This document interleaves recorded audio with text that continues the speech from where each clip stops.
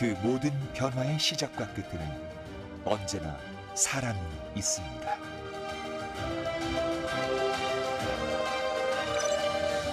최종현 학술원. 네, 최종현 학술원 2025년도 첫 과학혁신 시리즈 시작하겠습니다. 오늘 날씨가 많이 춥고 어제부터 눈이 많이 내리고 오고 있는데 이렇게 자리까지 와주신 분들 정말 환영하고요. 오늘 과학혁신 시리즈는 노벨 생리의학상 수상하신 빅터 엠브로스 교수님을 모시고 진행합니다. 시작하기에 앞서서 김유석 최종현 학술원 대표님이 환영사를 전해주시겠습니다. 김유석 대표님 올라가실 때 큰 박수로 맞아주시기 바랍니다.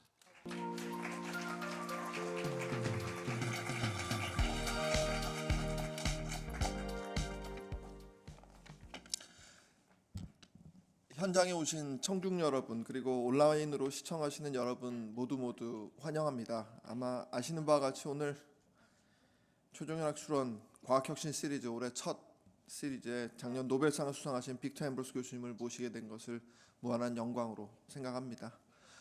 Professor Ambros, it is great honor and privilege to be your host today, and as recognized by last year's Nobel Prize, your groundbreaking achievement in microRNA research have unraveled the mysteries surrounding gene regulation and animal development. I'm deeply grateful for your presence here at Seoul, and I look forward to your inspiring talk today. 최종현 학술원은 미래 변화를 주도하는 글로벌 지식 플랫폼이라는 비전 아래 여러 다양한 사업들을 전개하고 있습니다. 그 중에서도 최종현 학술원의 과학혁신 시리즈는 2018년 학술원이 출범한 이래로 30회 이상 이어온 학술원의 대표적인 강연 프로그램입니다.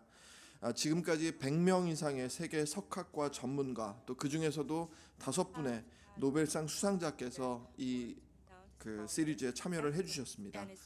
학술원은 과학혁신 시리즈를 통해서 복잡하고 어려운 과학기술 영역의 주요한 주제들을 쉽게 풀어내고자 하고, 또 혁신이 가져올 사회적 변화가 무엇인지 통찰력을 공유하는 자리를 마련해 왔습니다. 아마 아시는 분들이 많으실 것 같은데 최종현 학술원은 사실 한국고등교육재단하고 그 뿌리를 공유하고 있습니다. 고 최종현 선대 SK 회장님께서는 1914년도에 대한민국을 이끌어갈 리더들을 구성하기 위한 founded KFAD to nurture Korea's future leaders. Since then, the foundation have supported over 5,000 scholarship students and about almost 1,000 doctorate degree holders from the world's most renowned universities who are leading innovations all over the world as we speak. Well, among the foundation's programs, there is one program called The Way to Stockholm. 일환으로서 지난 2022년 또 23년에 In 2022 and 23, the Way to Stockholm program invited the future leaders of Korea to inspire them and to give them motivation. Through this program, talented students had a chance to visit Sweden and have first-hand experiences in Sweden with its over 120 years history of Nobel Prize and its traditions. It was indeed a precious opportunity for the young generation with passion and infinite potentials to be with the best of the best scholars and experts of our times in their intelligence and accomplishments. On the other hand, we thought that it would be also very great to offer opportunities for more young students of Korea, not only for a few selected ones, so that they can directly communicate with the Nobel laureates like Dr. Ambros today. And today is the dream come true. Chey Institute will continue to make more opportunities like this for the world's current and future leaders to get together and communicate with each other. In particular, I see that we are joined by a lot of high school students, undergraduate and graduate students here. And you are invited by the foundation and the institute to directly communicate with Professor Ambros and to listen to his great lecture. I hope that you will have a very meaningful time today. And you are the future of Korea and of the world. So I wish that you will be greatly inspired and motivated by today's lecture. Today is a very special day because in addition to Professor Ambros' lecture, we will dedicate a lot of time for Q&A, and you will have a coffee break so that you can also have some conversation with the Professor Ambros and have coffee with him, and you can have a picture with him. So I hope that you enjoy today's lecture, and if you have any questions, please do not hesitate to ask them. And I'm not in a position to introduce Professor Ambros in the professional terms. That's why we have invited a great moderator to officially introduce Professor Ambros, who is a Professor Lee Junho from Seoul National University.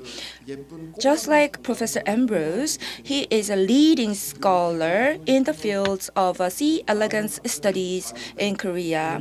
The words cannot describe his accomplishments.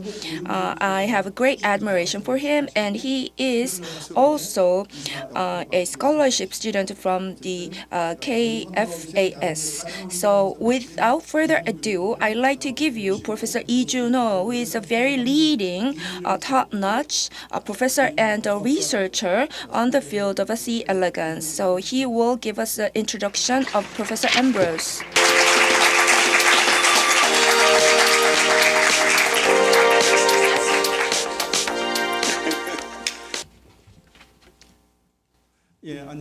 Good afternoon, ladies and gentlemen. I'm Professor Junho Lee from the Department of Bioscience at Seoul National University. We have a lot of people joining us offline, and we also have people joining us online. I would like to welcome all of you to today's symposium. The 2024 Nobel Prize in Physiology and Medicine was awarded 2 months ago in November in Stockholm, Sweden, and we have the winner of that prize, Professor Victor Ambros, here today with us, and it's truly an honor to have Professor with us here today to give us what I'm sure is going to be an inspiring remarks. If you visit the homepage of Nobel Prize, you would be able to see that the prize in physiology or medicine was given to these two distinguished scholars. So you see Professor Victor Ambros and Professor Gary Lufkin.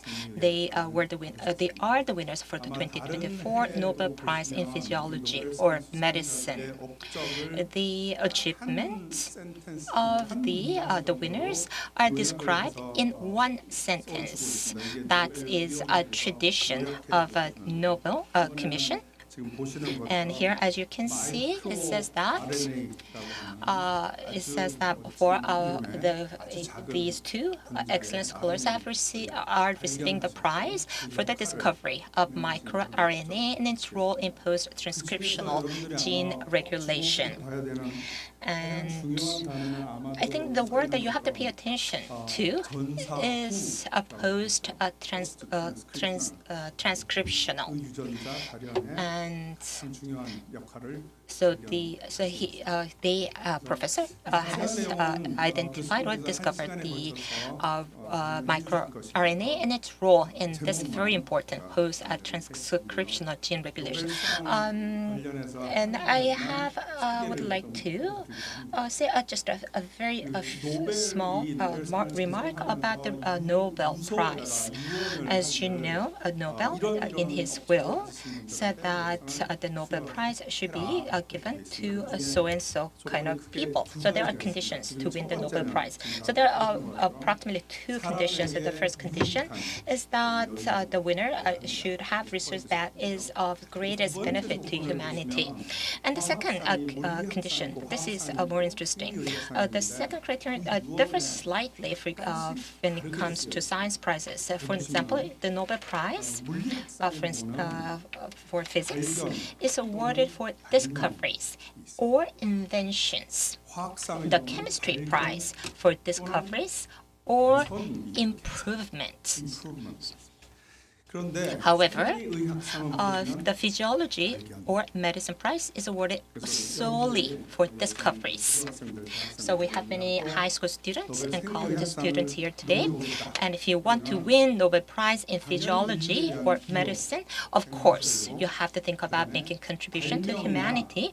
But you have to forget about improvement or invention. What you have to focus on is a discovery. If you want to win, as I said, Nobel Prize in physiology or medicine. And I'm sure Professor Ambros is going to talk about this. So when Professor Ambros is giving his lecture, think about what it is that he has discovered and what sort of contribution his discovery is making to humanity. If you could identify those two, I think this would be excellent lecture for you all. About artificial intelligence, everyone's talking about it. So I asked a generative AI to do this. So on shoulders of a giant, I wanted to see two Nobel laureates, and the AI was able to give me this picture in 3 seconds. I don't know why there are 3 people, because I only asked for 2 Nobel laureates. But as you can see, you do have Nobel laureates, 2 or 3, who on the shoulders of a giant. And I think this is something that you've seen before. Sir Isaac Newton said that he has been able to see further because he was standing on the shoulders of a giant. I think this is a phrase or sentence that is quite famous. So the science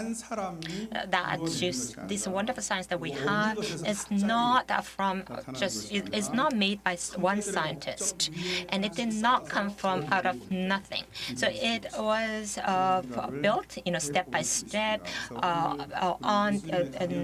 improved on the cumulative achievements of those who came before us.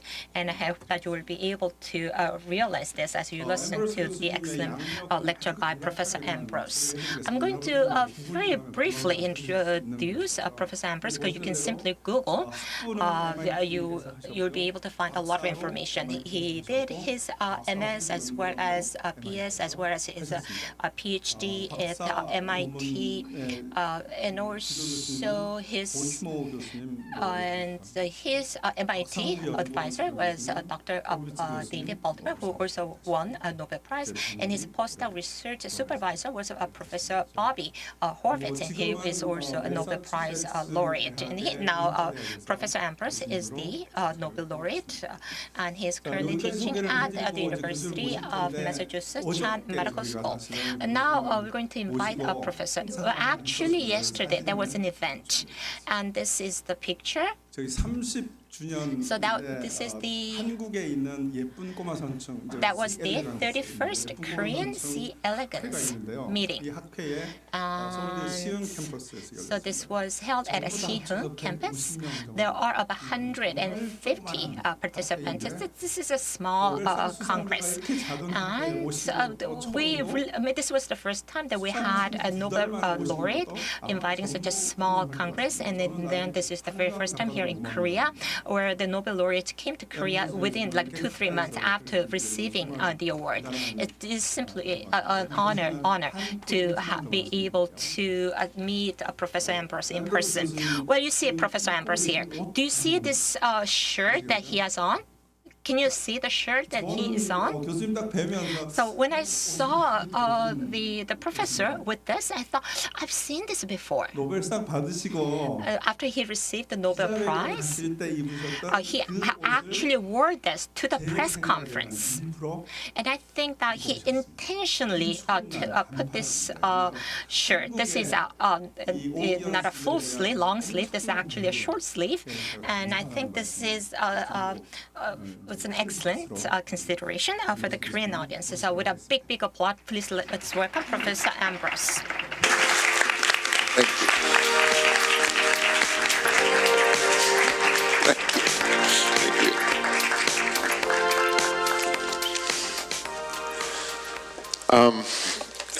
It goes without saying that it's an honor to be here. It's a privilege. I'm very excited.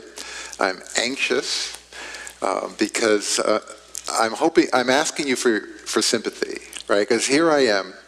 As you'll see, I'm just a simple man, who grew up on a farm and was never expecting or planning to be in a setting like this with a room full of people who have high expectations for me, right? And so I'm begging your patience. Let me see, I will advance the first slide, and okay. I want to send my greetings from the University of Massachusetts, and where one of my colleagues is a third Nobel Prize winner, Craig Mello, who was a graduate student in my lab. So I have lived an incredible and improbable life, right? And had the privilege of working with terrific scientists, but also many, many, many scientists who are not Nobel Prize winners. And one of the things, if there's one message that I want to give you today, is if you are passionate about science, do not try to win a Nobel Prize, right? Because that was never my intention. I just wanted to be a scientist, and I had the privilege of being a scientist. And I think what we want to do is to do our best and contribute to this great tradition of science, right? Part of it is represented in all these books here and in papers along this wall here and theses. I urge you to set your goal to be a scientist and to contribute to the great river of knowledge that we're privileged to try to contribute to, and just do our best and take joy from that, right? So my goals of my talk are, I want to tell you a little bit about my career path in science, and my message will be, you too can be a scientist, okay? I'm going to tell you about my scientific interests, which relates to the Nobel Prize work, studies of regulatory genes and their microRNAs in particular. And the message here is discoveries can happen by luck. And as it happens, not as it happens, but as naturally, my wife is here, Rosalind Lee, and this discovery was made together by Rosalind, myself, and Rhonda Feinbaum. And Rosalind and Rhonda were the ones who did the work in the lab.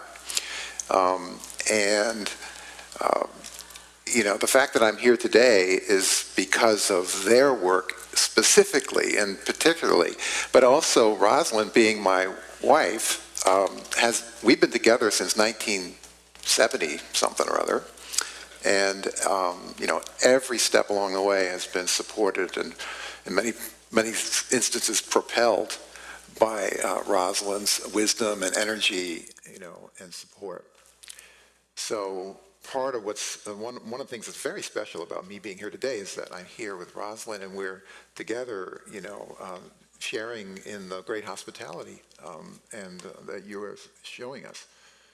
I'll talk a little bit about microRNA mechanisms and just comment on certain aspects of considering roles of microRNAs in human disease. And then I want to give you some inspiring or examples of some of the mysteries, let's say, and frontiers of some of this research. The general area of our research is developmental biology. We want to understand how animals develop. And we discovered the microRNAs accidentally in the course of trying to contribute to understanding that. I grew up on a farm. Oh yeah, so I don't know how to go back, but there we are. Yeah, as I don't know if you are familiar with New England, the small state of New England, Vermont. Here we are building, let me see if I can, oh, that's wonderful. Yeah, there's my dad, there's me, my sister. And I started out, I cannot remember not wanting to be a scientist. So for some reason I always wanted to be. But here, I'm going to want to we should remind ourselves that all kids are scientists, really, because that's how we learn about the world. We experiment, we test, we exercise incredibly powerful curiosity as children, and, we experiment. And so doing science is a natural human instinct. I really believe that science is not something that we invented. It's something that is natural. It would be impossible for scientists to do the work they do if it was not something that's just organically part of who we are, right? I think what happens often is we forget that we're all scientists, right? And sometimes young people at a certain age will be discouraged by having people tell them that, well, you're not really a scientist, or science is something that's done by other people somewhere else. But just remember, the reason why you're interested in science is it's really because that's a human instinct, So I don't know why I show this. I like to show it because, well, there I am, 6th grade, and actually I did not get terrific grades in science and math. So I actually had a very demanding teacher here, Wallace Vane. And what I really want to show you is my dad's signature. He wrote everything like that. Everything he wrote was in beautiful, beautiful script like that. So I was an amateur astronomer, lived on a place where the skies were dark, so I liked to go out and observe the stars. I took a picture of a comet, and this is my first published scientific result in a magazine, Sky and Telescope. Some of you may know this. I don't know if you know this. Is it in Korea? It's a wonderful magazine, and May 1970, we went to observe a solar eclipse, and I observed shadow bands, which is a phenomenon that happens before and after, right before and right after total solar eclipses. It's a scintillation phenomenon, I think. I sent my observations in, and there we are. Victor Ambros found the bands visible for over 4 minutes before totality, and for almost 3 minutes afterward. This is the best part. His station was in Chincoteague, Virginia, and so that was our scientific station. So it made me feel like an Antarctic mission scientist or something. We had a station. This was a great experience to get something. And there's my dad. I should say just a moment. My dad was an immigrant from Poland, whose education was interrupted by World War II. So he's a brilliant man who never went beyond, I think, 9th or 10th grade, but he was fluent in multiple languages and just really, really, and technically very, incredibly gifted. And so throughout my life, I've always felt like, well, because his education was shortchanged, and because of circumstances, that I always felt obliged to try to make up for that and really impress him, So I wish he was here today. He passed about 10 years ago.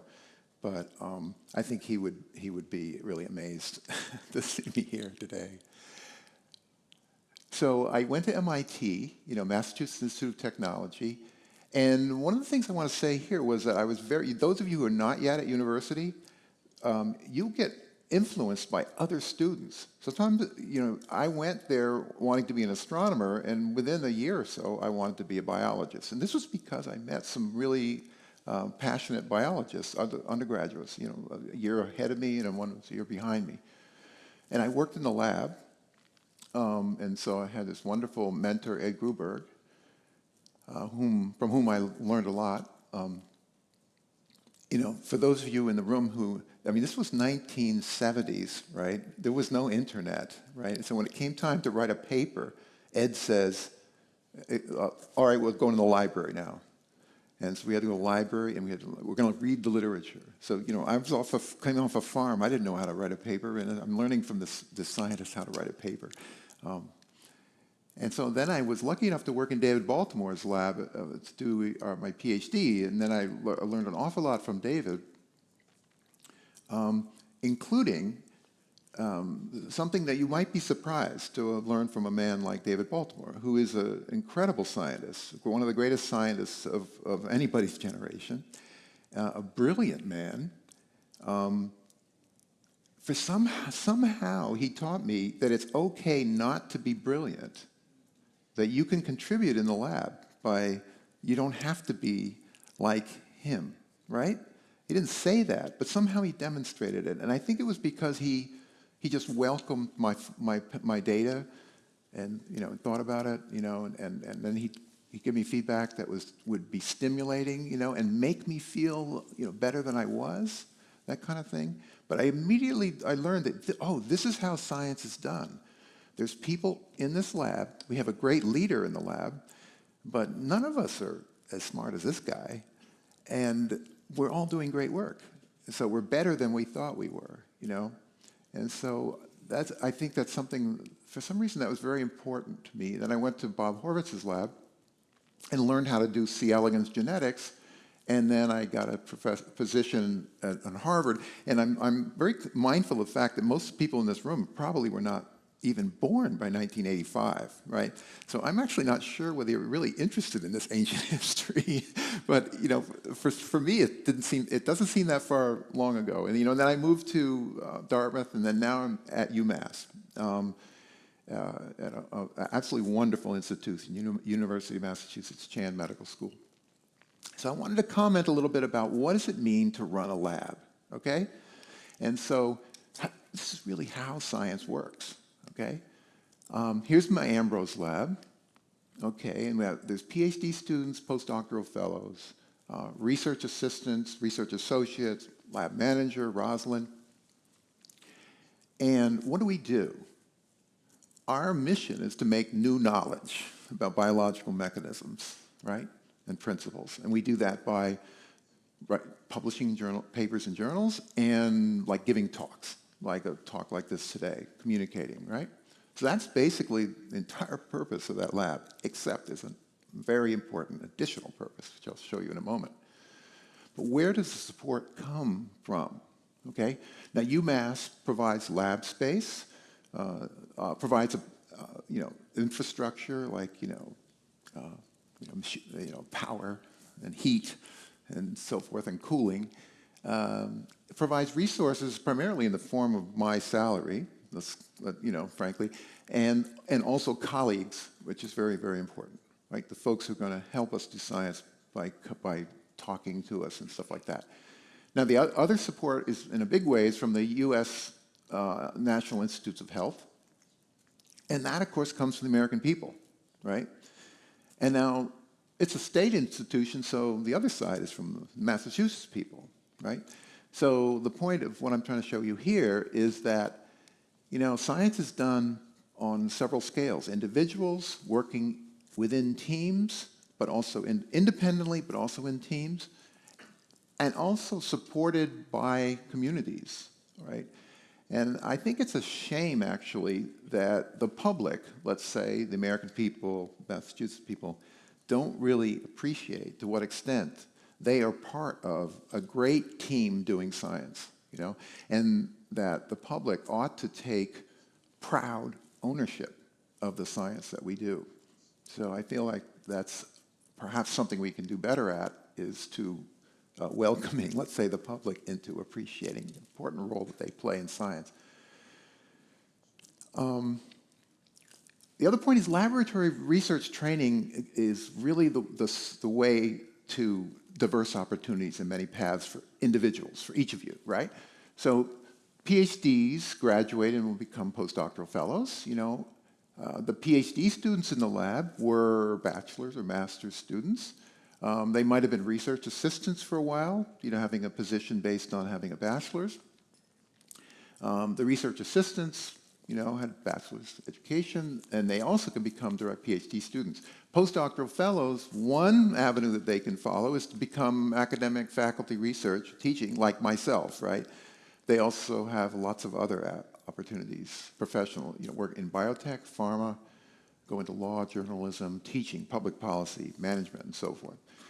Likewise, PhD students can go on to postdoctoral fellowships or also other careers. This is new. When I was younger, there was only one career path that was considered honorable, after postdoc, PhD and then postdoctoral fellowship, and that was academic, to be a professor. This is very different now. Our graduate programs very deliberately are structured and organized to train people for a variety of careers. And you can also interconvert. There's flexibility. You can go from postdoctoral to academic or in other directions. So the other thing here I want to emphasize is that you see there's a flow through the lab. People will be in the lab as PhDs or postdoctoral fellows for 3, 4, 5 years. Research assistants often come out of their bachelor's, go on a couple of years later into other things. So what's the major function of my lab, in a way, is to provide experience and training for scientists that are moving on into their careers.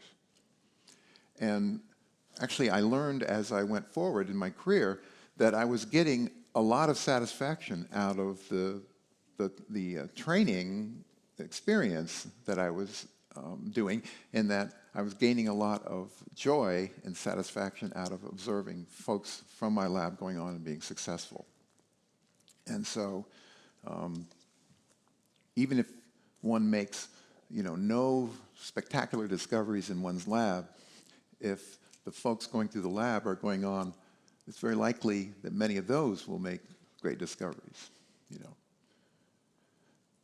So all types of personalities, backgrounds, ways of thinking are welcome and important in all this. So you can do this.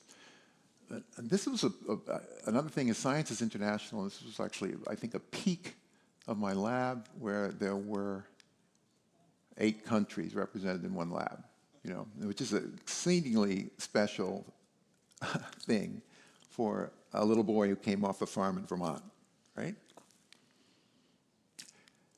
So I'm going to talk now about, some of our interests, right? Genetic mechanisms controlling animal development. And I'm going to tell you about a discovery that we're noted for that was luck. So what does our lab do? We're interested in how animals get their shapes, which is a simple way of saying, how do animals develop from, egg to an adult? And what's striking about animals is the incredible diversity of forms, right? And so, but underlying all of that is that a single-celled egg or a single-celled zygote makes many cells, and those many cells, form an animal. And insects make insects, chickens make chickens, mammals make mammals, people make people. So it's in the genes. The instructions for making that animal are in the genes of that single-cell zygote. So that is the fundamental mystery here, an astonishing phenomenon that we're studying, right? One cell has information to make an animal, and a particular animal, right? So here's one animal, and we're going to watch now this. Let me see. Let's just see if it goes. Yes. C. elegans egg, 8 cells. You saw, wait a minute. What was happened there? There was one cell. Now there's, 16 or so. See these 2 cells there? That's the E cells. They migrate in. That's gastrulation, for those of you who know about that in C. elegans. Starting over. There they are. Now there's like 64 cells. Now there's 120 some. First time I saw this, it blew my mind. Watch what's happening. These cells, now we're getting up. In the end, there'll be 550 of them. Somehow they know how to turn into a worm, right? I mean, come on, think about that. how do they know how to turn into a worm? All the information is in there, you know? And so, I think it's important to reflect sometimes on the phenomena that we're studying and realize that, this is an astonishing thing happening, and it happens every day over and over and over, and this worm never makes a mistake. So the information in that DNA contains not just how to make the worm, but how to make it exactly right every time, So that's the kind of thing we would really like to understand. Okay, so now I have to move on somehow. Good. So what's going on? Single cell turns to 550 cells. They all have identical DNA, but different genes are on or off. So that's the key here. Differential gene expression. So, in a nerve cell, you have nerve genes on, muscle genes off. Intestine or skin genes are off, muscle on in muscle. The genes that are not supposed to be on in muscle are not on, and so forth. So regulation of gene expression during development is key. So think about, sorry about my cartoon here. It's very simple. Imagine one gene, it makes a transcript, the messenger RNA. That is translated into a protein. The protein folds up, and the fold defines the chemical properties of that protein. The other Nobel Prizes this year in chemistry were for the protein folding problem. And so protein can engage in making different structures in the cell. It can do work. It could be an enzyme, and so forth. Let's say imagine another gene. It encodes another protein, makes another structure or something, it does some sort of work. But sometimes a gene is making a protein that actually doesn't do any structure in the cell, nor less, and it doesn't do any work, but it regulates other genes, right? It can regulate the activity of the protein, regulate the production of the protein, production of the RNA, right? So this is really the crux of development, is that there are genes that have evolved to regulate the expression of other genes, and they are the ones that orchestrate this cell type specific gene expression. 20,000 genes in the human genome, about 5,000 are regulators of other genes. And microRNAs are amongst those genes. So when we consider studying, let's say, C. elegans, how confident can we be, that is going to be relevant to humans, right? Now, we know that in both C. elegans and humans, there's genetic control of gene expression. There's a very precise schedule and pattern with which cells are being made and genes are being expressed. There's regulatory genes in C. elegans and in humans. But if we study worms, can that teach us about humans? Okay, and so the basis for our faith in the fact that studying C. elegans can teach us about humans is the fact that we know that there are similar genetic toolkits for worms and humans. And what I mean by that is, all right, we got the complete human genome, complete C. elegans genome. We can identify the genes, and there's about 20,000 genes in the humans, and almost as many in C. elegans. And a lot of these genes, up to 80%, this is probably an overestimate, let's say, but they are the same genes. In other words, worms and humans inherited that gene from a common ancestor, right? And so that fact is sort of the underpinnings of our faith that studying C. elegans as a model organism would be instructive about other animals as well. Molecular machinery, to a large extent, is conserved. And evolutionary diversity reflects diversity in how the machine is regulated. So the information in the genome, in a big part, is controlling which genes are on, which genes are off, and to how much, in what places, and at what times in the animal. So our bilaterian ancestor of humans, estimated to have perhaps 5,000 genes that are, at least 5,000 genes that can be found in all the genomes today of the bilaterians. And so we speak of a bilaterian genetic toolkit, and that, again, is the underpinnings of this concept of a model organism. So C. elegans is a model organism, Drosophila, zebrafish, flatworm, and an aceal I'll talk about later, and of course mouse. So some of these are traditional model organisms that are where people do primarily genetics. Some are newer, like the flatworm and the Miamia. The idea is that two things are going on here. If we study a model organism where experiments are easy and cheap, right, like C. elegans, and we can efficiently learn about fundamental mechanisms that may apply to more complex animals like, humans. At the same time, we're actually interested in diversity. We would like to understand how these animals have evolved to be so different, And so by studying different animals, we can learn about those distinctions. How is the toolkit, as it were, used in different ways to produce different and diverse outcomes? Here's C. elegans crawling around. How many people have ever seen C. elegans before today? Like 3 or 4 people, okay. Oh, good, so everybody else here, their life is changing because you're seeing C. elegans, right? So there's an adult, you can see eggs and larvae crawling around, and they're eating bacteria. This is their natural diet. They live in the dirt, and they eat bacteria that blooms on decaying organic matter, right? And so they basically thrive on the bacteria. They have to eat whatever they can find in the wild. So that's an important challenge for them. This is, see if I can get this started. Yeah. This is to illustrate one of the tools we can use in C. elegans. We can use CRISPR-Cas gene engineering to edit the genome. And in this case, a fluorescent reporter protein has been inserted in the genome so that it's expressed in certain cells at certain times. And so I'm sure you can see how this can be used as a way to monitor the development of a particular cell lineage, in living animals. So one of the great advantages of C. elegans as a model system is that you can watch the development of the animal as it occurs. And these are the embryos that are left behind. And some of you astute observers in the audience might notice that at the end of the video, all the crawling animals have crawled away, right? And the only animals left, for the most part, in the view are the embryos, which cannot crawl away yet. So actually, this reflects the fact that C. elegans is aversive to blue light, So it actually can detect light, even though it doesn't have eyes.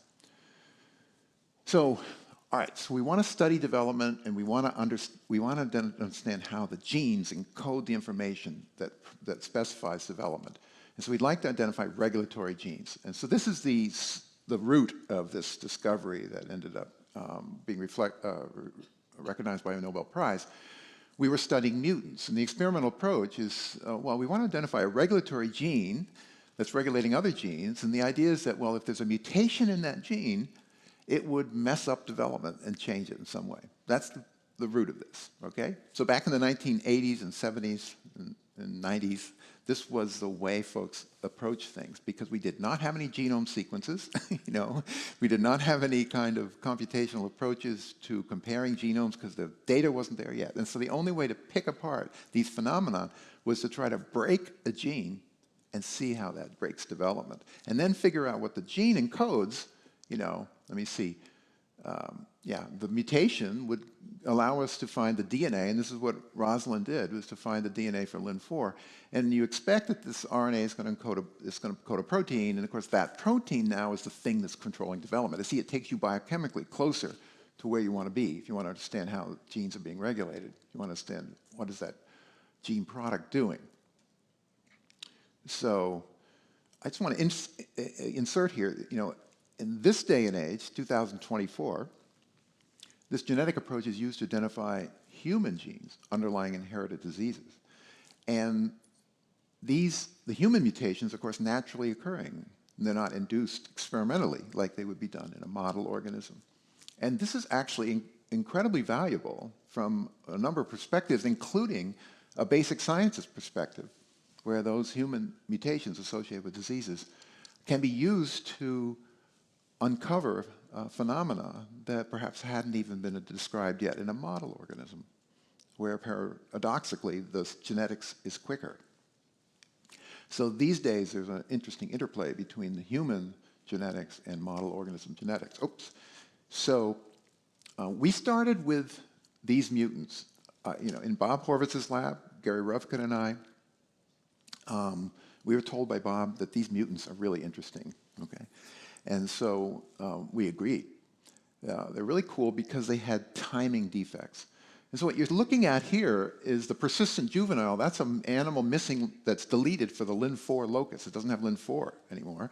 That's the only gene that's mutated. And this animal has missing all kinds of structures that should be produced in the adult, and has extra of structures that normally would be made only in the first larval stage. So it's like a big juvenile with extra juvenile parts. Whereas the LIN14 mutant, it's a mutation that removes the LIN14 gene. In that case, the animal is a precocious adult. So that instead of going through 4 larval stages, it goes through a couple larval stages, then becomes an adult. So I think you could appreciate that, for Gary and I, when Bob says, I think you should study these mutants, we agreed right away because it felt like these mutations seem to be breaking some kind of clock that's operating during development. And at the time, there weren't really any mutations in any other model organisms with this character. So at this moment in history, C. elegans was offering a window into developmental clock mechanisms. So now I'm going to take you through some genetics, okay? So, buckle your seatbelt, hang on to your hat. This is 1990s era genetics, right, of C. elegans, right? So the animals, normally, in the wild type, they are juveniles and then they become adults. And what that means is there's features of juveniles that are produced in juvenile stages, and then the animal goes on and stops making juvenile features and makes adult features, okay? It's very logical. It's a way of building, finally, a reproductive animal. But the LIN4 mutant, it starts out as a juvenile and it repeats the juvenile fates. The LIN14 mutant is skipping over some juvenile fates, and the cells are suddenly making programs that normally would be adult too early.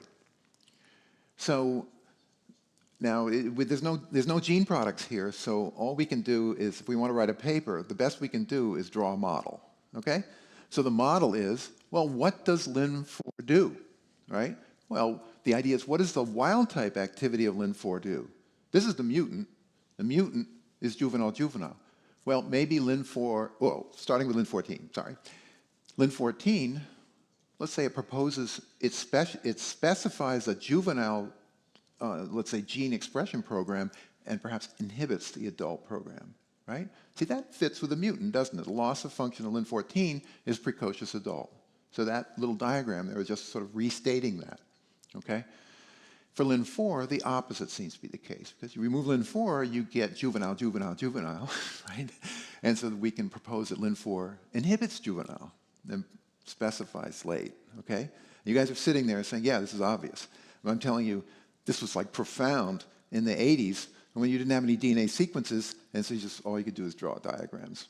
But it's nice, you could say, we found some genes which we think are important in development because they act like they are controlling stage-specific gene expression programs in a sort of a wholesale fashion. They behave like what was at the time called selector genes or master regulatory genes. But in this case, they were acting during development. So this is just to say, yeah, you remove LIN14, you get precocious. You remove LIN4, you get juvenile, juvenile. So now you could also imagine that these genes, LIN4 and LIN14, might be in a genetic regulatory circuit, right? And so one possibility is that LIN14 turns off LIN4, right? And that's how you go from juvenile to adult.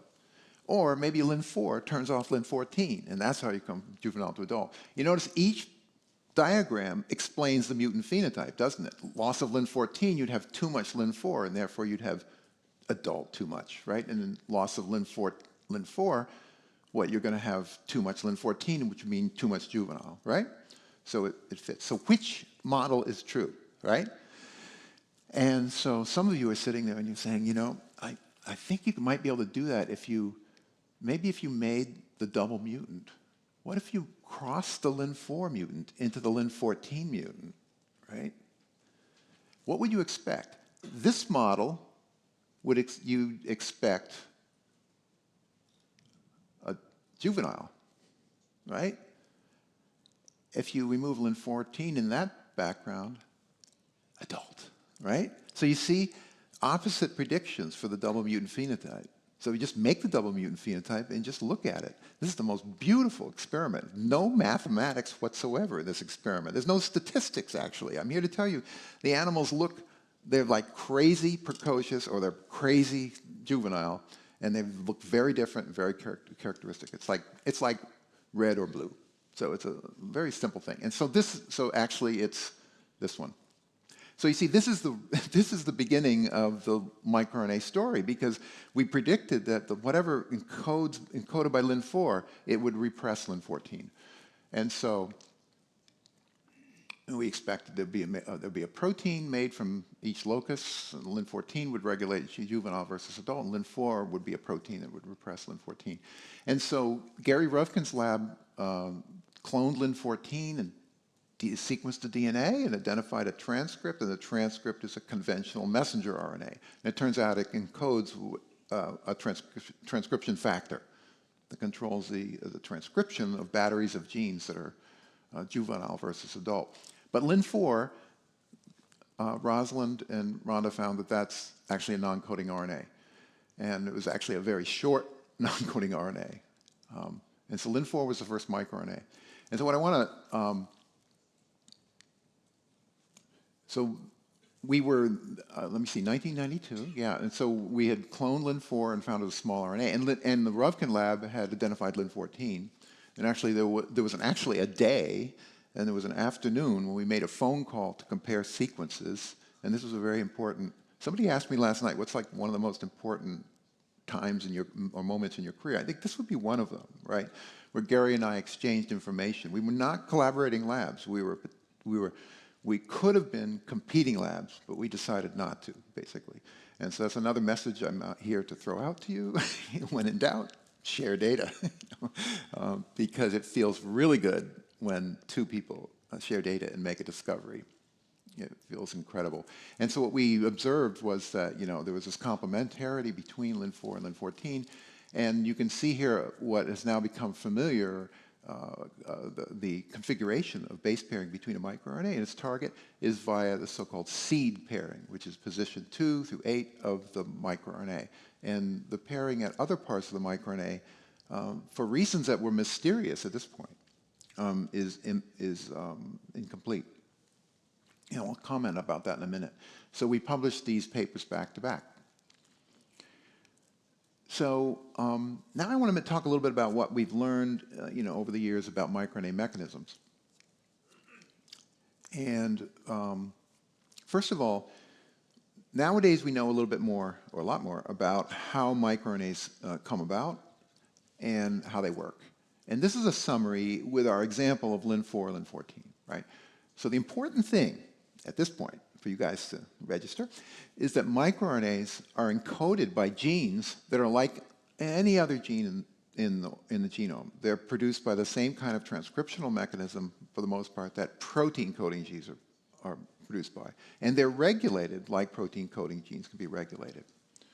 But what they produce is not an mRNA, which, the Lin14 makes an mRNA and it goes out to the cytoplasm and gets translated.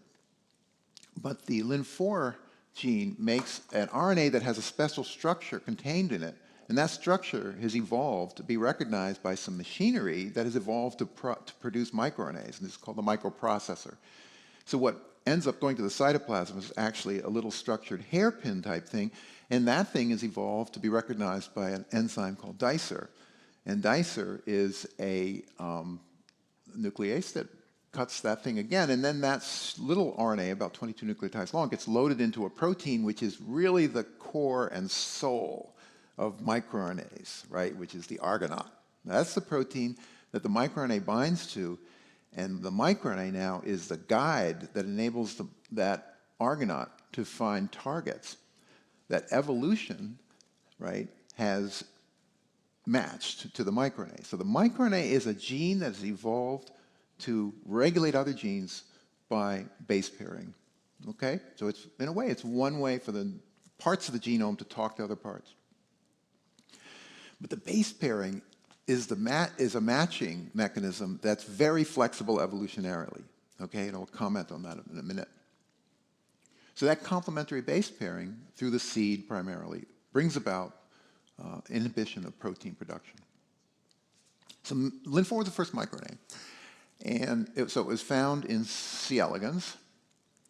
Let7 was a second microRNA found in Gary Ruvkin's lab a few years later. And then, very soon after that, Gary Ruvkin's lab found that Let7 was evolutionarily conserved. So this was a super important watershed moment in 1999, I guess. And when the fact that Let7 was found in all these genomes meant that our bilaterian ancestor had Let7 in his genome, right? 600 million years ago, whatever it was. And so, rapidly after that, more microRNAs were identified. Many of them were identified primarily biochemically now, because now we knew the microRNAs were only 22 nucleotides long. We knew they had a certain structure at one end and another structure at the other end. So using those chemical properties, it was possible to do broad searches through the RNAs extracted from various cells of various organisms and clone and sequence them. So it became clear that there were many other microRNAs, and in fact, there's about 25 distinct microRNA families, and families are defined by the seed sequence. So microRNAs that have the same seed sequence, we know we can trace evolutionarily to a common ancestor. And that seed sequence is what determines which targets the microRNA base pairs to. Okay? So apparently, when the bilaterian animals emerged, and the bilaterian animals that's us. That's the animal. This is the left-right asymmetric. We got appendages, complicated internal organs. That was a fantastic ancestor, right? And it had a lot of microRNAs. And so it's thought that the microRNA expansion at that time was, associated with the increased complexity of animals at that point. There's actually an older microRNA, MIR100, which is a metazoan microRNA. And other animals have, fungi have microRNAs, and plants, but they're evolutionarily independent. They were probably an independent innovation on RNA interference. So this comparison between RNA interference in animals is actually quite pertinent, because RNA interference RNAi involves full complementarity with the messenger RNA, and the messenger RNA gets cleaved by a slicer activity in the Argonaute enzyme, and then the microRNA and the RNA gets destroyed. So that's a catastrophic extinction or silencing of the target. Whereas microRNAs have partial complementarity to their target, they do not have the match through the active site of Argonaute. So the mRNA it can now be essentially programmed by evolution to be regulated in ways other than turnover. It can be mRNA stabilization, translational repression, and other modes. And that's a very active area of research in the microRNA field, is how those different modes of regulation can be conferred. So you can find targets by simply looking for seed matches, And so this ends up producing very interesting data sets. So for example, C. elegans Let7 appears to be predicted to target a little bit over 100 genes, and the fruit fly about 100 genes as well. But in humans, perhaps as many as 4,000 genes are targeted by Let7. So Let7 apparently has been incorporated into gene regulatory networks throughout the human system, right? In ways that are probably important for making human cells the way they are and as diverse as they are and so forth. There's a very interesting evolutionary pattern, though, of microRNA targeting. In this study, with 3 organisms were examined, and from their genomes, microRNAs have been identified. And in this study, they're considering the 20 microRNAs that are conserved across all these animals. And they're looking at potential targets, which consist of messenger RNA sequences, and they're looking at, in this case, only those messenger RNAs that are confidently conserved across those 3 organisms. So in a way, we're looking at a common ancestor of all these creatures, and the protein coding genes that they had at that time and they have today, and the microRNAs that the common ancestor had, right, and the ones we have today, and asked, okay, what are the patterns of targeting that you'd predict? And you can see it's very different, okay? In fact, there's only 18 genes where there's a cases of the same microRNA targeting the same gene, you know? So this evolutionary fluidity is thought to reflect roles for loss and gain of microRNA sites in target genes as an evolutionary mechanism, okay? So for example, MIR1 is expressed in muscle, right? And for the most part, human muscle, fly muscle, and worm muscle, there's very different targeting. But at the core, there's some conserved targeting. And so one example here is MIR1. It's supposed to be a MIR1 down there, sorry. Just at that little nexus there. So MIR1 regulates the vacuolar ATPase subunits.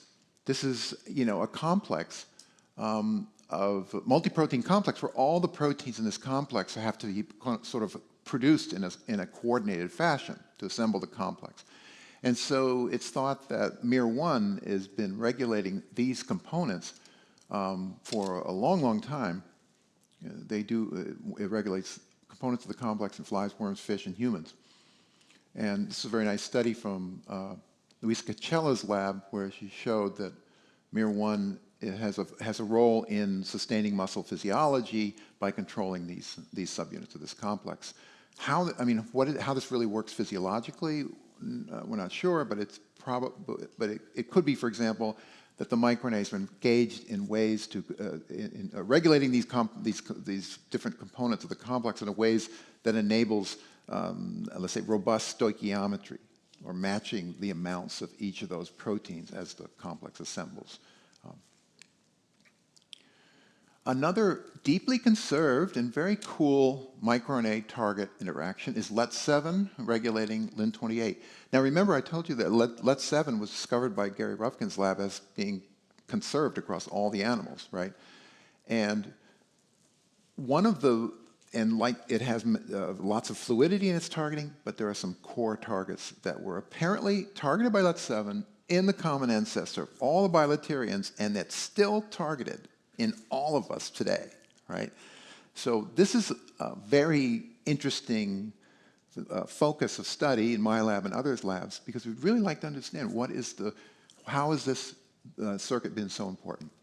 And in fact, it's a direct interaction. The RNA binding protein product of Lin28 binds directly to the RNA transcript from LET7, and LET7 binds directly to the mRNA of Lin28.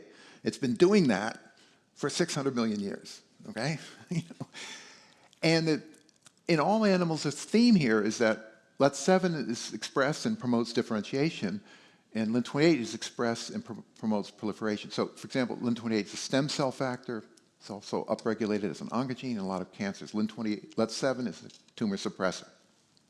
Okay, and in C. elegans, Lin28, this Lin28 LET7 circuit, you see, there it is. There's the reciprocal negative regulation.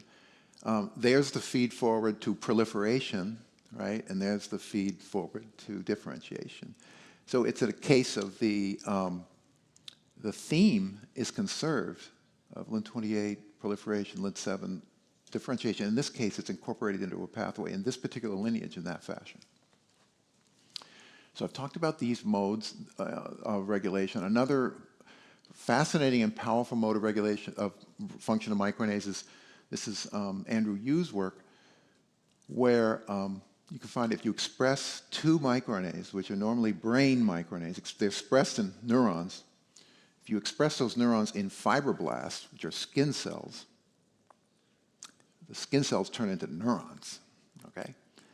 And this is and they've worked out a pathway here. It's actually, in other words, a very powerful direct differentiation of neurons from fibroblasts, and this has a lot of very profound clinical implications, because you could take a fibroblast from a patient and make neurons directly from the fibroblast and then study those neurons. And Yu's work has shown that the physiological properties of the neurons, for example, their aging status, can be preserved when they're directly differentiated in this fashion.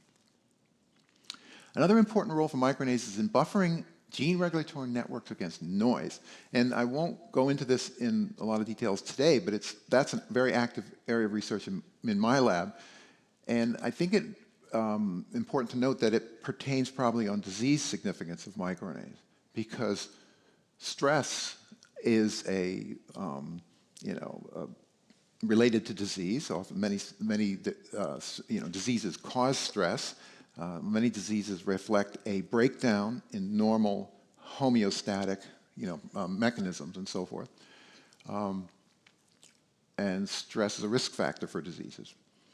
So the roles of microRNAs in disease is a very active area of research, and there's a huge literature on that. So there's examples of tumor suppressor microRNAs like LET7. Oncogenic microRNAs, very interesting cluster of microRNAs. It's amplified in many different sorts of tumors. And also there's involvement of microRNAs in the neurodevelopmental delay in humans. These are in families where a person, the child has a spontaneous mutation that is a mutation in the argonaute, which is, as I mentioned, the protein that is the heart and soul of microRNA biology, and those mutations are causing the patients to have neurodevelopmental delay, apparently due to pervasive disarray of microRNA mechanisms. So now I'm ready. I'm going to finish up. We're like on our last leg here. And I wanted to make some points about looking forward. And I've called it Mysteries and Frontiers. This is because I like to emphasize how there is so much still to be learned about living systems. I really appreciate the woman in the audience who's nodding.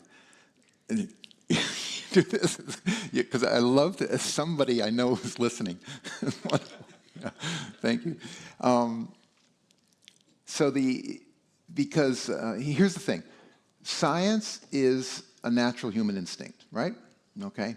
But how come our brains seem to be telling us all the time that we know as much as we need to know? Okay? Right? Isn't this something we experience a lot? Right? We learn about something new, and we say, "Wow, that's a surprise. I thought we knew all about that," right? Or we hear somebody's discovery of something, and you say, I say to myself, well, we didn't know that before? Whoa, and then. Well, I think what's going on here is that, and the other thing you'll hear is people will say something like, in the press, well, we have all these genome sequences, so we know all the genes. That's a parts list of the human body, and therefore now our job is to use that parts list and cure disease, right? As if there's one step from having our present knowledge to what the goal we'd like to achieve, right? Cure all diseases, right? And so I think what's going on there is that another human instinct is to assume that we know everything we need to know, right? So, and I think that's because that's how we navigate the world in a way where we stay sane and don't go crazy. Because we believe, as we navigate the world in this room, outside, that we know everything we need to know, how to get around, how to do what we need to do, right? But my fellow Nobelist, John Jumper, put it wonderfully. He says, using the technology we have today in molecular biology, in genomics, and genetics, microscopy, structural biology, we can know things about living things that we have no business knowing, right? So we understand living things on a level, on atomic level and mechanistic levels that human beings have no business knowing because, we can't see any of this stuff with our eyes, right? Science allows us to access the secrets of living things, right? And So the question is, well, how many more secrets are there, right? You know, in living things to be discovered. And I feel like I have to every day remind myself, you know, we don't know. We probably don't know most what we could know, right?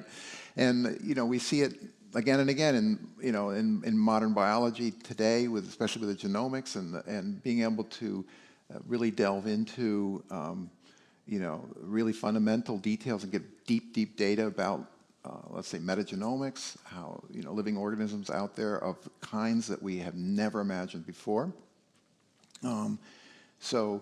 That's what I want to say is that, you know, let's keep reminding ourselves the reason why we're doing science, the reason why we're doing life sciences in particular is because we don't know most of what we could know. And I'm here to tell you, you know, that 500 years from now, we'll have meetings like this. There'll be some joker up here saying things like, we still don't know most of what we need to know, right? I believe that living biology is that deep and that complex, you know? And so anyway, so that's a grandiose thing. That's must to be learned. And so in my lab, a postdoc has started a new project, and you know, about comparing about phenomenon that are likely to be deeply conserved, we believe. Okay, so he's starting a project studying an aceel, which is a little worm, and that little worm can do whole body regeneration. And I'm very proud of that animation, by the way. I worked on that animation for a long time. And you cut it in half, and over the weeks after that, the two halves turn into two new aceels with a new brain, new gut, new everything, new ovaries and everything. So the planarian can do the same thing. You may have heard of a flatworm. You cut those in half, same thing. And so look how distantly related they are phylogenetically. So it seems obvious that my fanciful common ancestor of all bilaterians could do whole body regeneration. That was probably a super important evolutionary innovation that enabled all these animals to be so successful, right? Because we could repair ourselves. And indeed, they could actually replace the whole body plan. So, and from work from Peter Radin's lab and Mansi Srivastava's lab and others, it's clear that actually the mechanisms are largely conserved. So there's anterior-posterior axis that involves Wnt signaling, receptors and signals in ligands. And there's wound healing involving a pioneer transcriptor factor, EGR, which is important actually in wound healing in humans. So I think it's super exciting to think about, you know, that there's a conserved toolkit for whole body regeneration. It's going to be really cool to learn as much as we can about it. In the aceel, there's a lot known in the planaria, but comparisons are going to tell us about commonalities and also differences. And also we think about, you know, I think biology important to humans. And so this is just a nice, you know, actual images of these worms. You cut them in half, and then as the few days go by, there's a healing of the wound. There's actually very rapid, very quick things that happen in less than an hour, and then there's other events that happen over 3 hours. By a few days, there's a so-called blastema at the back end of the front half and the front end of the back half. And then what's going on in there? Those cells, the back half, are making a new front, and the end of the back half are making a new back, right? And you end up getting two worms. Notice that the worms at the end are basically the same mass, more or less, as the chunks. So those fragments we're not really eating, or they just reshape themselves into new worms. You know, incredible, miraculous process, right? So if we think about this, and so Oscar in the lab who's working on this has put together this really interesting way of thinking about this. Imagine a cell, that's your red spot. And let's say you cut the worm there. So the cell is in front of the cut, okay? There's some anterior-posterior information. You end up making a new worm with the front part, the brain, and so forth in the front as it should. So at some point in the middle of that process, that anterior-posterior information had to be rebuilt such that that cell knew to contribute to and make posterior parts of the animal, right? Okay, now consider the exact same cell. What if you had cut it in front, okay? And so what's going to happen is that cell is on the front end of a back half, and when the new information is reconstructed, that cell becomes front. So the same cell, whether it's in front of the cut or back of the cut, gets reprogrammed differently in profound ways. So I think this is really a nice way of illustrating what we're really interested in. How is the information about where you are relative to a wound detected, and what kind of instructions are now imposed? And so what Oscar wants to do, and he's doing this in collaboration with Mansi Srivastava at Harvard, is to really try to explore the roles of microRNAs. And so the roles of microRNAs in this whole body regeneration is totally understudied. And so he wants to know what are microRNAs doing, and he's done they put together a genome sequence, a really nice genome sequence of this, annotated it, and cloned a lot of microRNAs over developmental stages and during regeneration.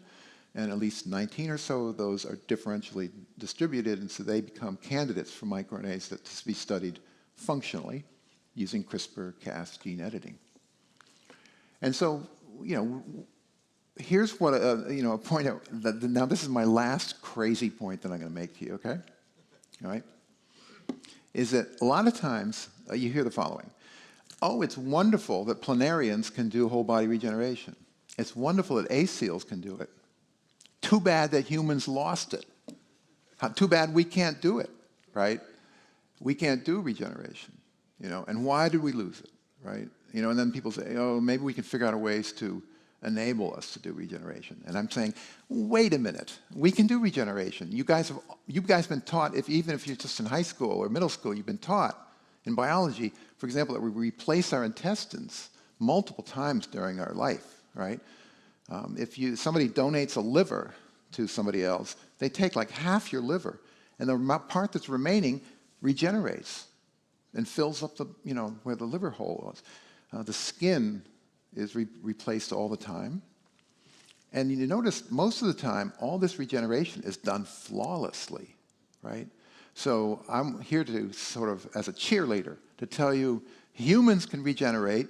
And so studying whole body regeneration, the ACEAL, we're really studying mechanisms that we inherited, right? And that are important for wound healing. And so this is my thumb, okay? And so I'm a woodworker. And so the router took a piece out of my finger, removed the skin right there. So being a scientist, I took a time course, right? And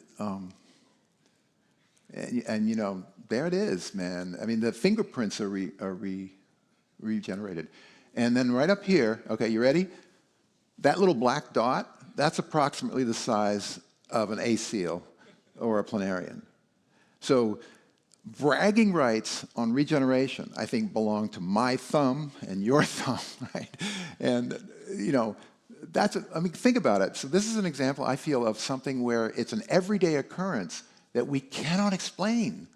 We know some of the molecules that are involved, in wound healing. We know something about the process, but we can't tell you why thumb material was regenerated and not toe, right? Why how the fingerprints got back, why just the right amount of skin was made. Not too little skin and not too much skin, right? So this flawlessness and incredible robustness of everyday homeostasis of tissues, is I think a deep and fundamental, problem and mystery that we're going to be studying for quite a while. So my final comments are actually, let's say,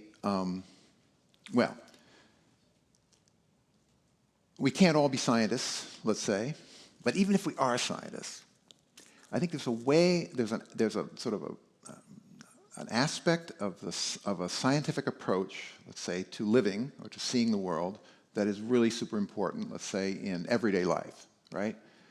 And what do we learn? We learn to find things out, right? And as opposed to believing what we've heard, we find things out, right? We try to identify reliable sources of information. We test sources of information. We try to get information from different ways. We try to do orthogonal experiments, right?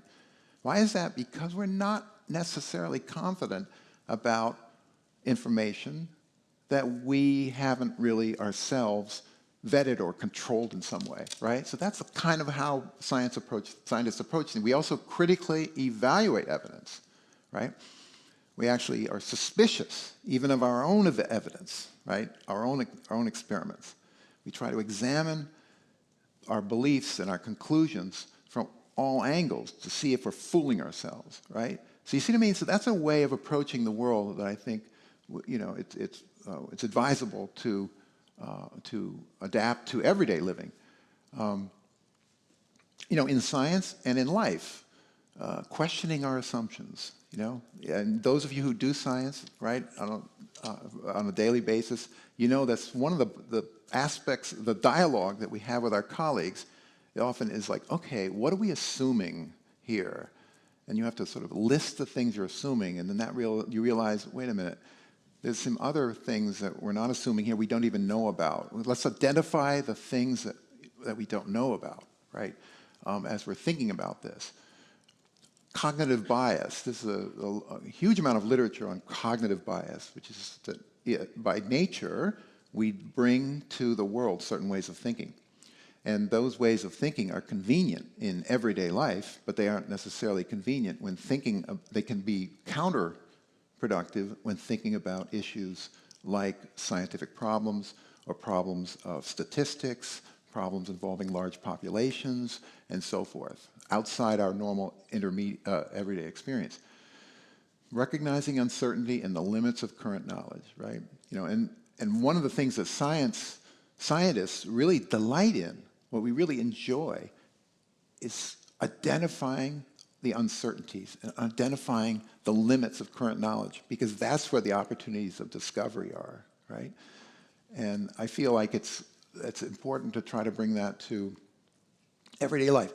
You know, curiosity, that's the basic instinct that we bring to the world, and that's the most powerful motivator, you know, fuel of discovery. Without curiosity, you know, scientists, we just wouldn't do the work it takes to find things out, because the work is really, really hard. And the last thing I want to say is maintain a sense of wonder about everything. So nothing in life is mundane. Mysteries are all around us, and there's most of what there is to know, I think, there's still to learn. So I'm here to encourage all you guys that are out there thinking about science or doing science and saying, you know, keep doing it, man, there's just so much to learn. And none of it has to be Nobel Prize, because it's, you know, it's all about just being in the game and making a contribution and knowing that, you know, and doing it with other scientists, because scientists are really wonderful people. So thank you.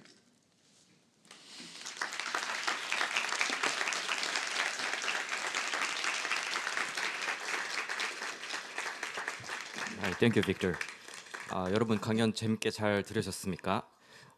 바로 이어서 두 분 이준호 교수님과 빅터 교수님 모시고 and Professor Q&A를 Victor Ambros to 진행하는데요. have a Q&A session. 교수님 And Professor Junho Lee is going to be leading or moderating this Q&A session. 질문 있으신 분은 And for those of you that have questions, please raise your hand, and one of our staff members will bring a microphone over to you. And Professor Junho Lee is going to pick the person that's going to be asking the question. And this is a rare opportunity to ask a question directly to a Nobel laureate. And I hope that whichever language is comfortable, you can use the language, because we have interpretation service available. So let us begin with the Q&A session. Professor Junho Lee, where Professor Ambros has given us a talk for about an hour, and it seems that time really flew. And he has talked to us about so many things, and so it's not going to be easy for me to summarize what the professor had said. Translated, because I'm going to say things to my audience first. Okay. 그 질문이 있으신 분들은 If you have questions, please raise your hand. And 위해서 제가 in order to prepare for the Q&A session, let me just talk to you about an episode. I just joined my PhD program, 영어도 잘 안 되고 and I was not very fluent in English, and I was not able to do research very well. And there was Francis Crick. 왓슨과 크릭의 그 크릭. He is the Watson and Crick, Professor Crick, came to our school to give us a lecture. 엠브로스 교수님이 하신 거. And just like Professor Ambros, he gave us a talk. And in the beginning of the talk, he said that when he first went to the graduate school and he was thinking about what to research, and it seems all the interesting questions and all have already been taken up by others. So there was no research question that he could do. So I mean that was the person. He said that he was worried that there was no challenge or no question for him to tackle. And so, but as Professor Ambros has said, there are far more things that we do not know compared to the things that we already know. So there are always questions that are waiting for us to solve. And biology is so interesting because you know that you find out that you know one thing, but then afterwards you find out you do not know hundreds of other things. So that's what's so interesting about biology. Well, I think that is the gist of Professor Ambros's talk. As I mean, this is a very rare opportunity to ask a question directly to a Nobel laureate. So be courageous and raise your hand, and we'll give you an opportunity to ask a question. 가운데. 예. So the person at the center. 본인을 좀 밝히시고 Please introduce yourself. If you could please stand up and introduce yourself. Kim, studying AI in SNU, Seoul National University. And thank you for your talk and thank you for your contribution to the science. I actually have two questions, and because of the time limit, maybe you can just answer one you want to. My first question is about you and your life, and the question is what has driven you to go this far? So I agree with you that we are all scientists, but I think many people just think this is interesting, but that's all. But you have been driving your research this far, and maybe sometimes it was very fun, but sometimes it's painful and tedious. And I was curious, how did you stick onto your problem and made this great progresses this far? And that was my first question. The second question is kind of technical. It is about the whole body regeneration. So if this point generates the head part or the posterior, I think it should somehow communicate with other parts of the body to know its relative part of the body. But I was curious, why do you think microRNA can contribute to that signal? Yeah, really good question. Both of them are really good questions. And the latter, I can say, Oscar Duan is the postdoc who's doing this, and his vision is that the regeneration process involves very rapid changes in gene expression. There are stem cells that have to respond to this wound and respond to assessing where they are. And that happens really quickly, within an hour or two. And then those cells, pre-existing cells as well as stem cells, become rapidly reprogrammed to do the reprogramming, do the development of the new parts. And that microRNAs are known in other contexts to be important for ensuring robust, rapid changes in gene expression. For example, forming sharp borders between cells that are either expressing or not expressing, or in the C. elegans, turning genes off, like Lin28 at a very precise time. So he expects that post-transcriptional gene regulation is going to be important, especially for, let's say, the fidelity and the robustness of the process. And the first thing you asked is about how to keep going. You mentioned, okay, a lot of people, it's very often are interested in something, but we don't pursue it. Okay, I'm interested in astrophysics, and astronomy, but I don't pursue it, right? Why? Because I'm trained in biology, right?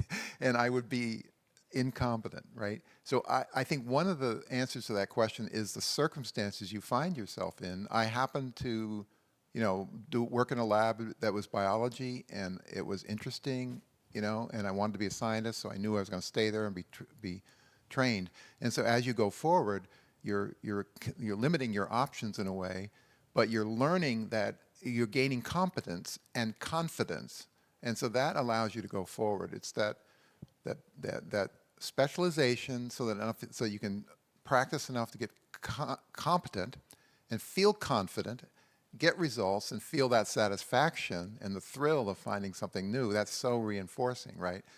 And then now you're driven forward because you're learning basically a craft. You're learning a trade. Molecular biology is a trade. And at the same time, of course, we should note that as you go forward in your career, you'll have opportunities to try new things, right? And hopefully and I have gained the confidence to say, if I try something new, I can probably do it, right? And so often in our lab, we're doing different things. You'd be surprised at how diverse the projects end up being because we're willing to sort of follow and learn something, learn on the fly. That's another aspect of confidence, right? As you say, oh yeah, I think I can learn that because I learned that other stuff in the past. All right. Oh, wow, we have so many questions. Can you stand up? Yeah, the woman in the aisle, right there, yeah. Good. And microphone, please. Okay, first of all, thank you for attending the lectures. Does this sound all right? My first question is that as a researcher, you must have considered going after numerous Nobel Prizes different from everyone, ones that people haven't gone before you. So I will first want to ask you, what gave you the courage to go after these kinds of different passes? And second, I also saw that your lab consists of many different people. Oh, and I forgot to introduce myself. I'm a student in Ewha Women's University, International Studies. And because of my major that means I have to collaborate with people from different kinds of backgrounds. I wanted to ask you, although that your firm consists of people from multicultural backgrounds and one same major, what brings your lab together despite the cultural differences? Thank you. Yeah, there's people from, it's this fascination with biology. And it feels like it doesn't matter where you are in the world, if you become exposed to modern biology to enough, to a degree, sufficient degree, that it seems to inspire people. So that perhaps, that's basically what's going on, and so, opportunity is the limiting ingredient very often, across the world. And so the folks from those different countries who had the opportunity to go to school, learn, get exposed to biology, even do some research in their home institutions, that's, was the source of them coming to the States and coming to my lab, right? And so I just believe that if kids and students get an ample education and get exposed to the wonders of nature and the wonders of biology and the wonders of the universe, it's a universal, right, passion and that gets inspired.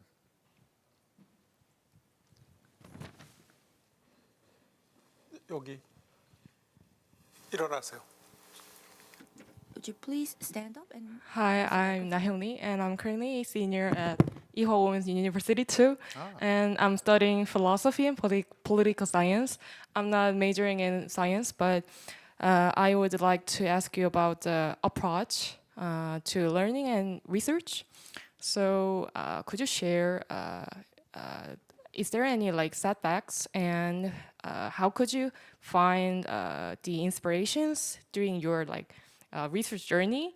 And what do you think is the most important attitude and mindset for your research, not only scientific, also like philosophy or like engineering or other subjects? It's really an honor to hear your insights. Thank you so much. Well, you know, you're a philosopher, and you're asking eternal questions, it would seem, right? You know, how do we as individuals approach the world in a way that, you know, we feel, you know, I can't even express it. You know, you guys, everybody struggles, I feel, right? What I've learned is everybody struggles, right? And we need to help each other. You know, and so in the science community, that's what we try to do, right? We share data, we share ideas, we listen to the other people's work, you know, and support them and give them feedback, you know, and encouragement, and then the same thing to our students and so forth. And I think peer-to-peer support is really super important, and that's something we often forget about, right? Because we're individuals and we're often wrapped up, you know, in what we're doing.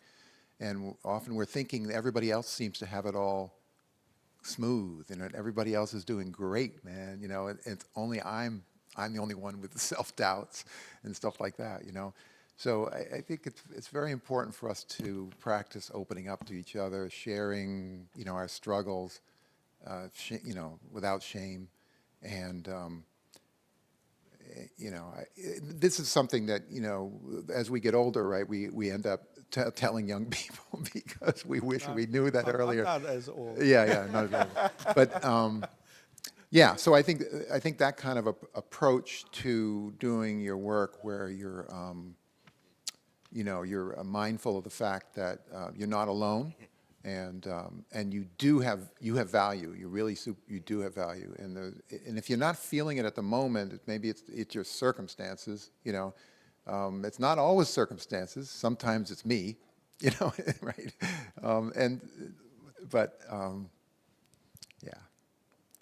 Yeah, it would be fun to talk philosophy endlessly. 저 이쪽에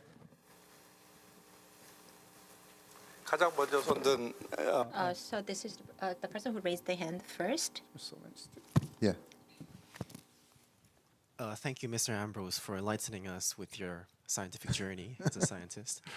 My name is Seungwoo Choi. I'm majoring in pharmacy at SKKU.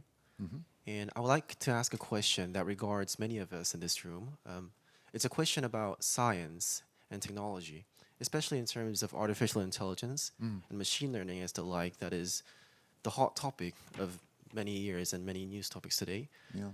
I was wondering if you, as a scientist researching in labs, had the experience to use such technology in your research, and if so, what do you believe is the future in research for biology in terms of usage of such technology? Yeah, I don't know. This is a topic that I'm just beginning to try to understand, right? So I can't really speak with authority about how AI, you know, is or will be used, and how it will revolutionize biology. I'm sure it will, because it's the kind of technology that, for people like me, just everyday person, we can't imagine, right? The versatility and the potential of this technology, right? But there is a area where I have had experience, and which I think is important for us to think about. It's not so grandiose, but it's about generative AI for writing what in a few years ago would have been written by me, you know, right? So, and I still stubbornly do not use generative AI, you know, even though writing remains a struggle for me, writing in English, right? And the reason is because I get pleasure out of actually finally, with some work, getting a good sentence or a good paragraph. It feels good. It feels like I crafted something, you know, and it was good. But to be efficient in this world, especially if English is not your first language, the generative AI is a shortcut to produce, you know, written work to convey thoughts that you want to convey, right? And so what I'm struggling with now, like for my trainees, is to ensure that they understand that they should write their work, a draft, and then perhaps send it to be marked up by AI, and then edit it, and then send it to me. Because the way it was working previously is they would write something, they send it to me, and I struggle with it for a week and a half, right? Editing, and so now they can get that feedback right away. And so they convinced me that, this is way more efficient than it was in the past, right? And they feel like, oh, I can produce better written work using generative AI than I ever could before. But we have to be careful, don't we? Because how much should we use the generative AI before we're no longer the author, right? And I feel like this is something that we have to figure out and work with in those educational institutions and all institutions, is to arrive at some kind of cultural consensus about what constitutes authorship, and how do we use those tools to end up producing what we end up producing. I've spoken to people, educators, who say, well, in our department, the students are writing their thesis entirely using generative AI, and it just worries me because, well, for a lot of reasons, and one of which is that writing is a way of thinking. Now, old guys like me would say, writing is a way of thinking, so you have to write. You cannot use generative AI, right? No, right? Because writing is a way of thinking. But now I realize, well, maybe writing is a way of thinking for some people, but for other people, they've already thought, and they just want to get it out there. You know what I mean?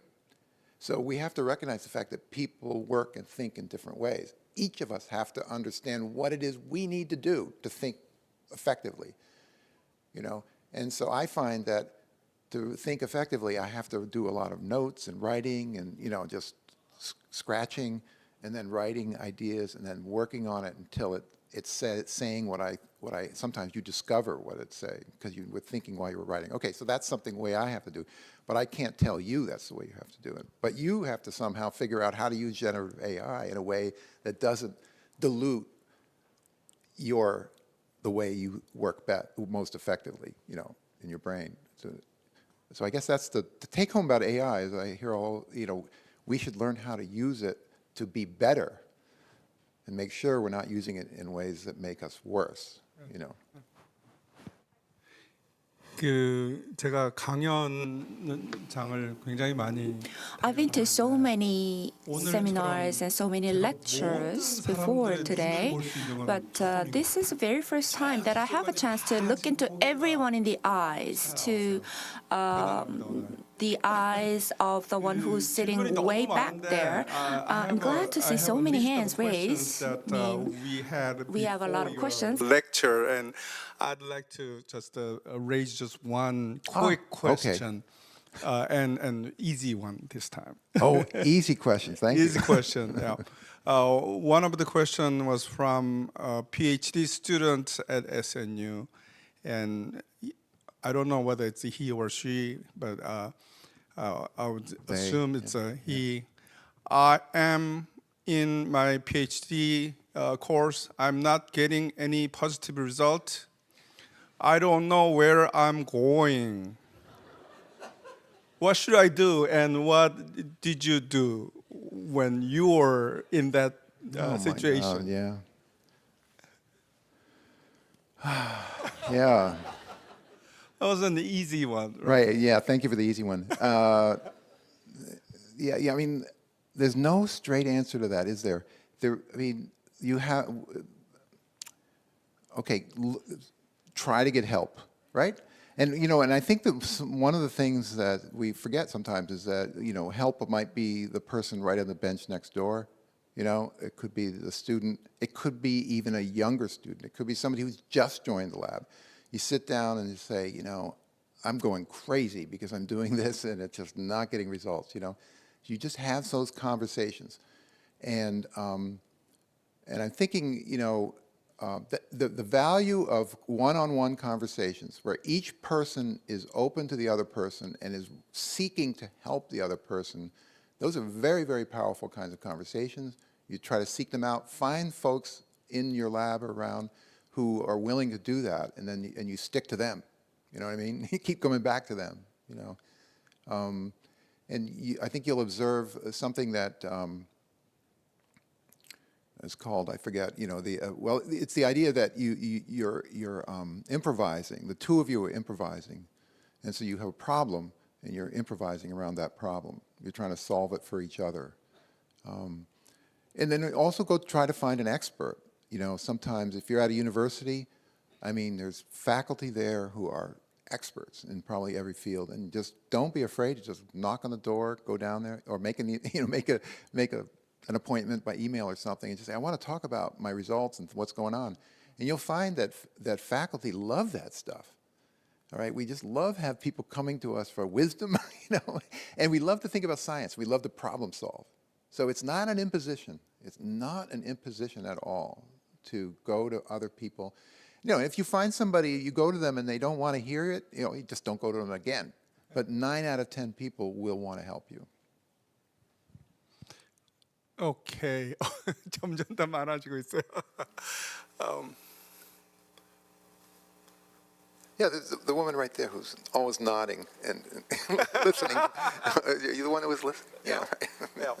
Hi, I'm an undergraduate student in tumor metabolism lab in Pohang's University, Post-Tech. Yeah. Thank you for your great lecture. And it could be a little altered question from before, but as you mentioned in the beginning, you said that research is not something individual. The colleagues and coworkers could be really important. So as I'm a senior student now, I found that it's really a big step that a lot of students wants to take to be in a circumstances that like around the brilliant peoples and you know the university or institutions. So what do you think is the most important endowments for these scientists should have? And speaking more frankly, since you're a professor, you know, there will be a lot of students that wants to go into your lab. So what do you see the most when you recruit a new member of your new, like, your laboratory?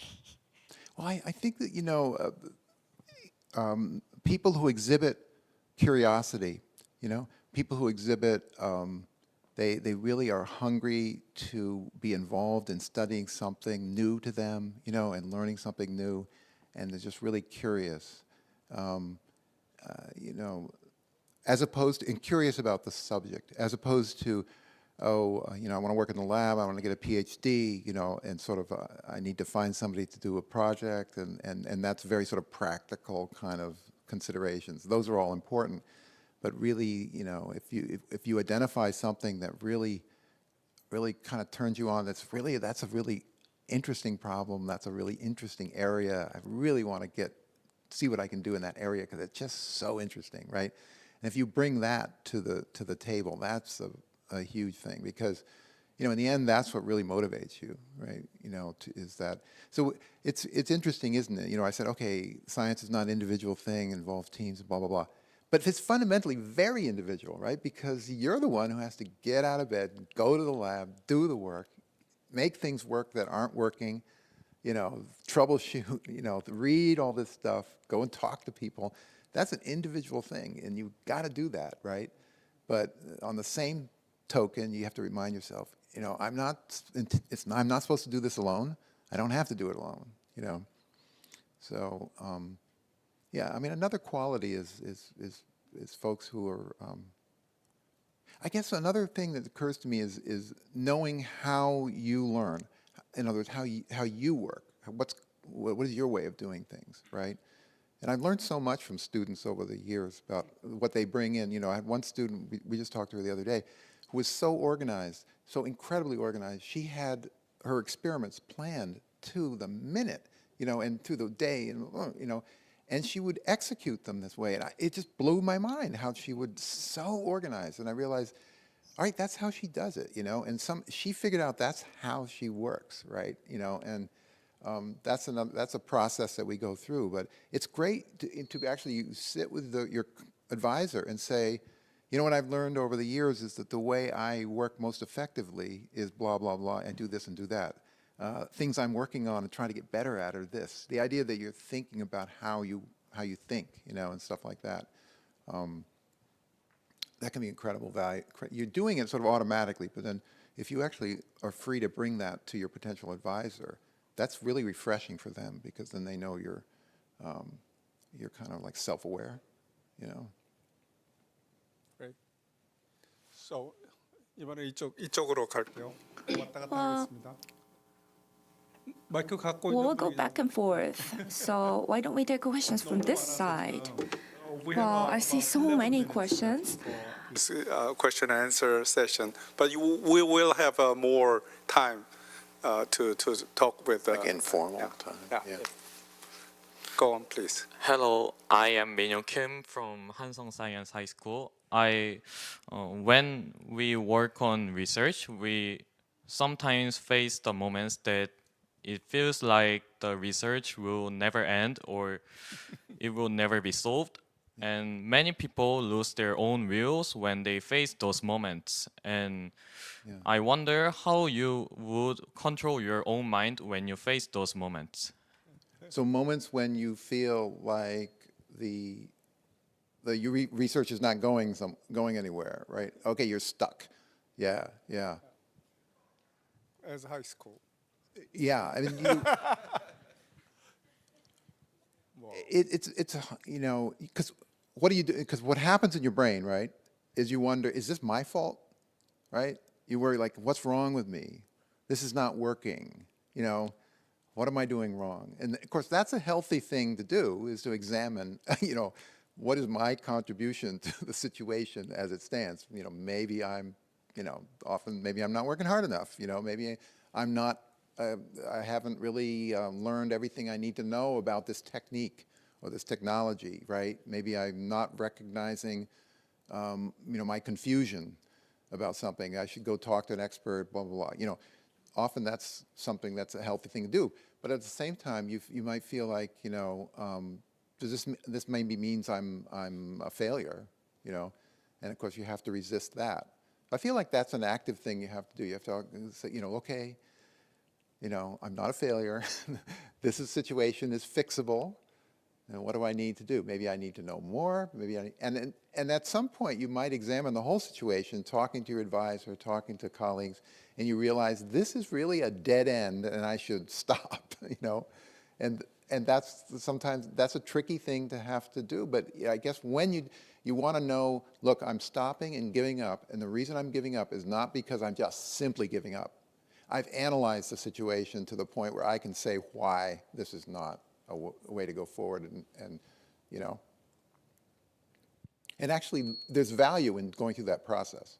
It helps you to learn how to think, and also you might discover something about the system that you're trying to investigate, you know, that's actually important, because that maybe you'll find out the reason why what you were trying to do was, you know, didn't make sense, you know. 저쪽 뒤쪽으로 한번 가볼까요?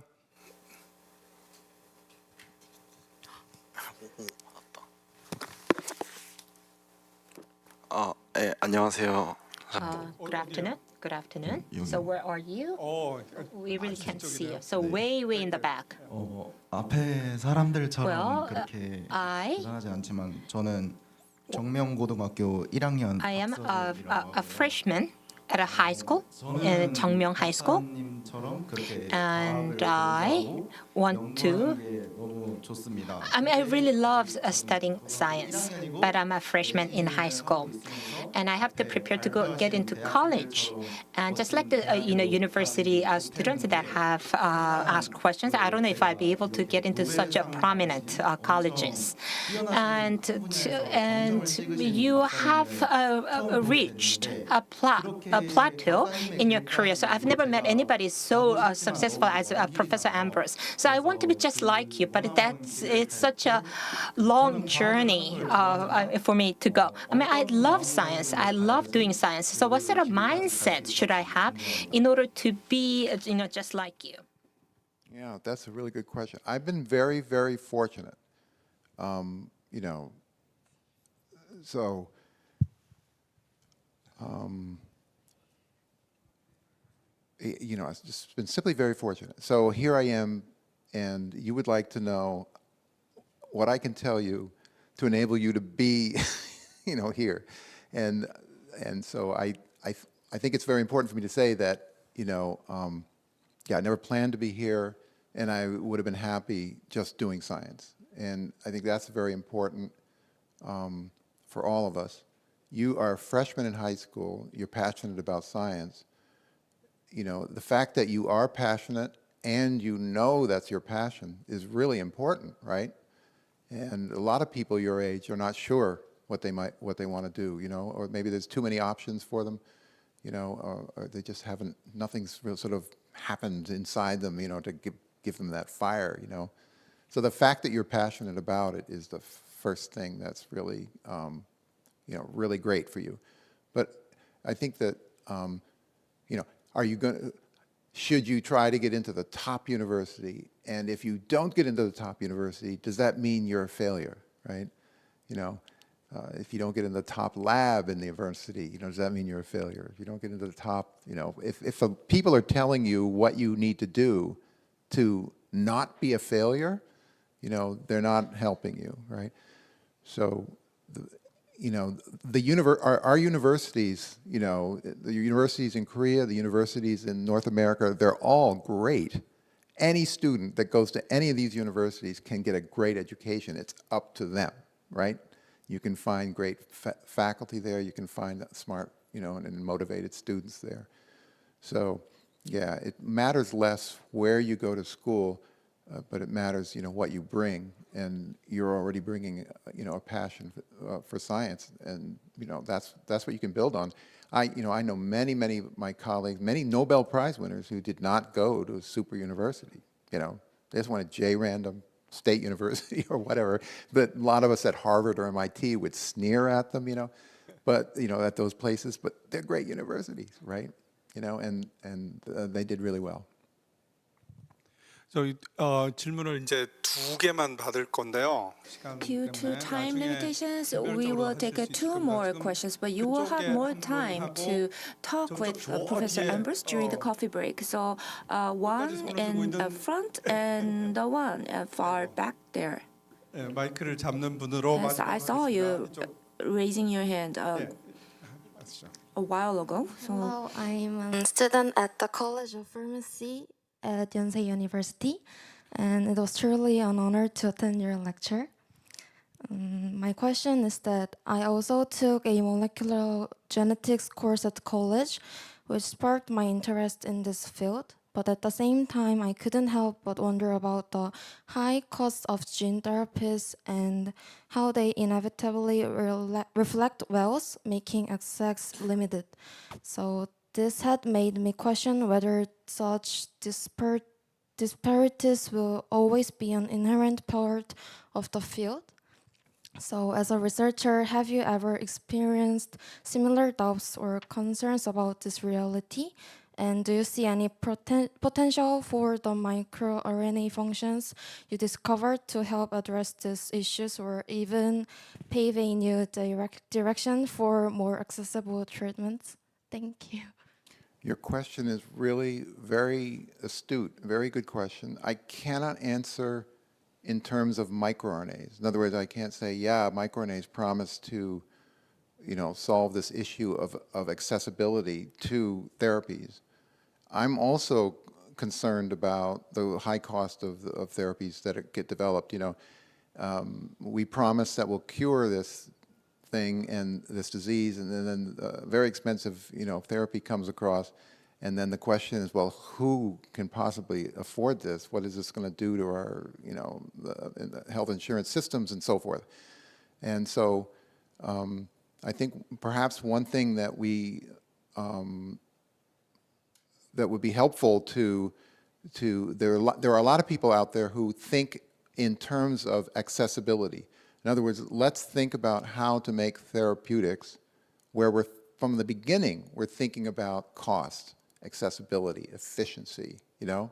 How can we solve this problem in a way that's, you know, where it's going to be inexpensive, you know, from the outset? It's a way of engineering, let's say, accessibility.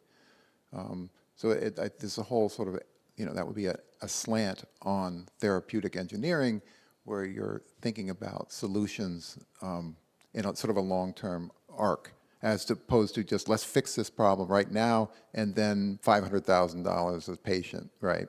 And then somehow the cost is going to go down eventually, you know, and stuff like that.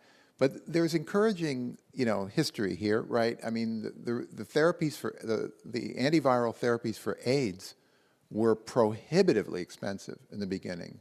It was, you know, $20,000 or $50,000 a year per patient, right? And nowadays, those are just, it's just pennies a day, right? And so there is that,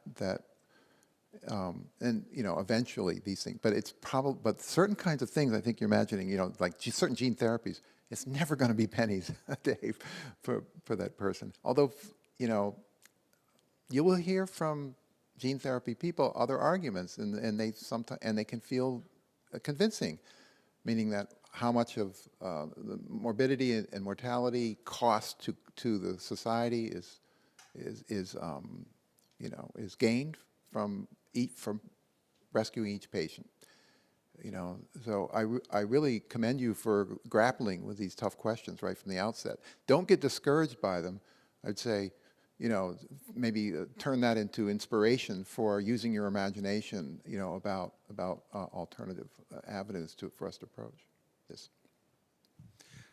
아까 거기 마지막 So now we're going to take the last question from the floor. My name is Jiang Chen, and I came all the way from Pohang Science and Technology University. It's in Pohang near East Sea. It's far from Seoul. It's an honor to take your lecture, and thanks for your generosity considering non-biologists like me introducing exciting and partially understandable contents.